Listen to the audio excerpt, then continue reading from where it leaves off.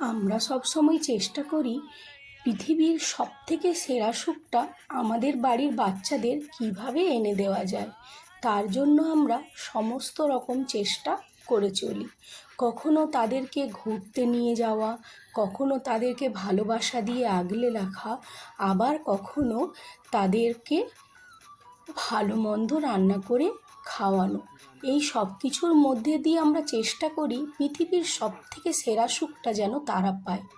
এটা কিন্তু শুধু আমরা চেষ্টা করি না, এটা প্রত্যেকেই চেষ্টা করে তাদের বাড়ির বাচ্চাদের পৃথিবীর সবথেকে সেরা সুখটা কীভাবে এনে দেওয়া যায়।